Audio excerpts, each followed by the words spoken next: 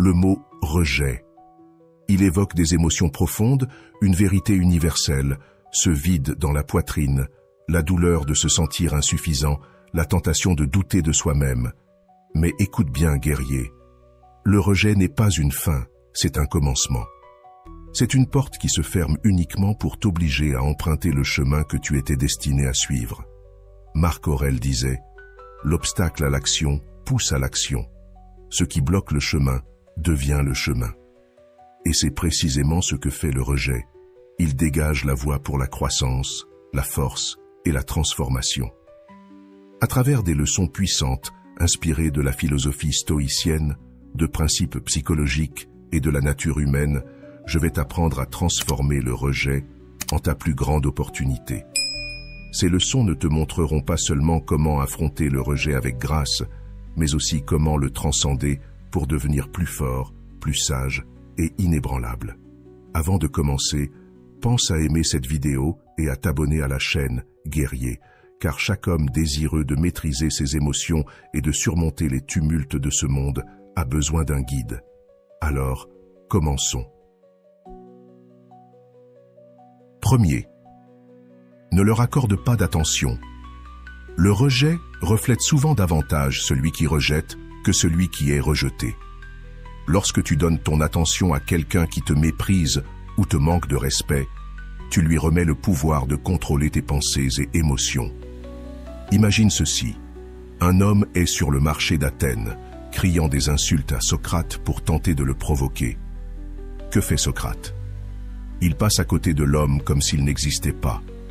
Lorsqu'on lui demande plus tard pourquoi, Socrate répond simplement « Ce n'est pas ma tâche de m'occuper de l'ignorance des autres. » Maintenant, pose-toi cette question, guerrier.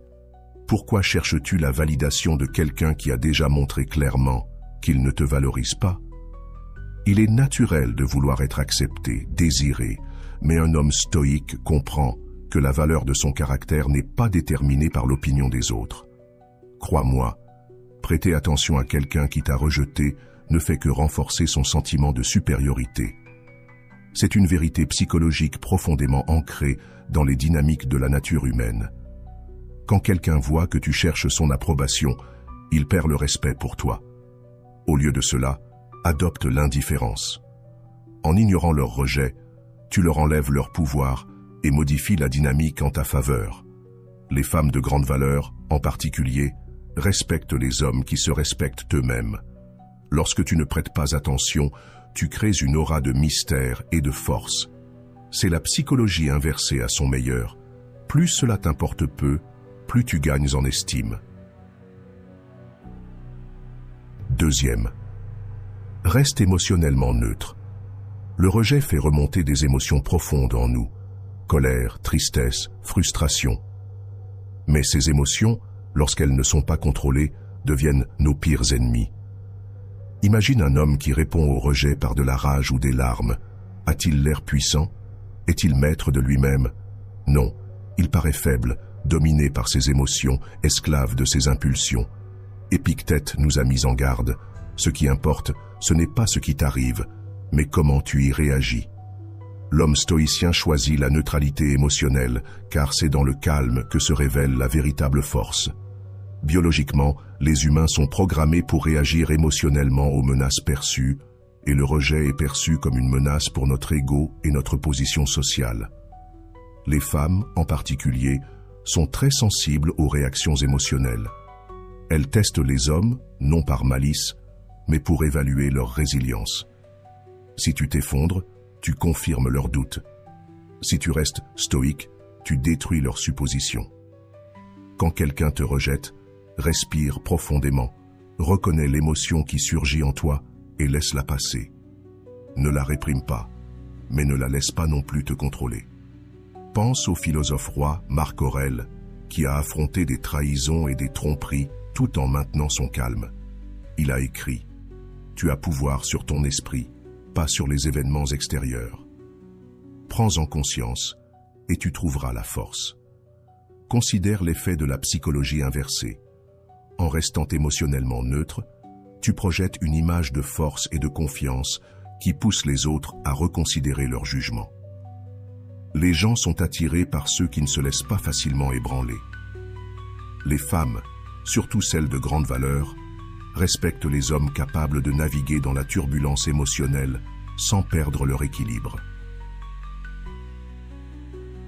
Troisième, prouve-leur qu'ils ont tort. Le rejet véhicule souvent un message implicite. Tu n'es pas assez bon. Mais est-ce vraiment vrai ou est-ce leur incapacité à reconnaître ta valeur? L'homme stoïcien ne se plaint pas et ne perd pas d'énergie à essayer de convaincre les autres par des mots. Il prouve sa valeur par ses actions. Marc Aurèle a écrit « Cesse de perdre du temps à débattre sur ce que doit être un homme bon. Sois-en un. » Ce principe s'applique au rejet. Tu n'as pas besoin de leur dire qu'ils avaient tort. Tu dois le leur démontrer. Ils s'améliorent et réussissent. Quand quelqu'un te rejette, il s'attend souvent à ce que tu t'effondres, que tu cherches son approbation, comme un chien quémandant des miettes. Mais un homme stoïcien n'est pas un mendiant.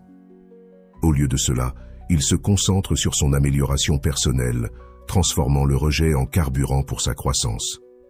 Lorsque tu accomplis davantage, tu deviens plus sûr de toi et tu te perfectionnes. Tu les forces à remettre en question leur jugement. C'est l'essence même de la psychologie inversée. Montrer par tes actions que leur rejet était une erreur. Les femmes de grande valeur respectent un homme qui ne reste pas prisonnier du rejet, mais l'utilise comme un tremplin vers la grandeur. Quatrième, réponds par le silence. Face au rejet, la réaction naturelle est souvent de discuter, de supplier ou de demander des explications. Mais si je te disais que le silence est la réponse la plus puissante de toutes? Crois-moi, le silence en dit long. C'est une arme que peu d'hommes savent utiliser. Zénon de Kition, fondateur du stoïcisme, enseignait « Il vaut mieux trébucher avec ses pieds qu'avec sa langue ». En d'autres termes, la modération dans les paroles évite souvent des dommages plus grands. Le silence crée un vide inconfortable, obligeant l'autre personne à le combler avec ses propres pensées et doutes. Psychologiquement, les gens s'attendent à une réaction face au rejet. Colère, tristesse ou désespoir. Quand tu réponds par le silence, tu interromps leurs attentes, les laissant mal à l'aise. C'est un principe fondamental de la nature humaine. Les gens sont intrigués, voire perturbés, par ce qu'ils ne peuvent ni prédire ni contrôler. Les femmes, en particulier, sont souvent attirées par le mystère et la force. Le silence incarne les deux. Pense à Marc Aurèle, entouré de trahisons et d'intrigues politiques. Il n'a pas riposté contre ses ennemis, mais a choisi la modération, se concentrant sur ses devoirs et sa paix intérieure. Son silence est devenu un bouclier, protégeant sa dignité et son pouvoir. Quand tu restes silencieux après un rejet, tu projettes une image de contrôle, de confiance et de mystère. J'espère que ce message t'a été utile. Si tu as aimé la vidéo, je te serai reconnaissant de laisser un j'aime et de t'abonner. Montre que tu es dans la minorité qui cherche la vraie valeur. Écris « Le rejet forge ma force » dans les commentaires et prouve que tu ne te laisses pas distraire par les illusions. Merci beaucoup pour ton attention et à la prochaine.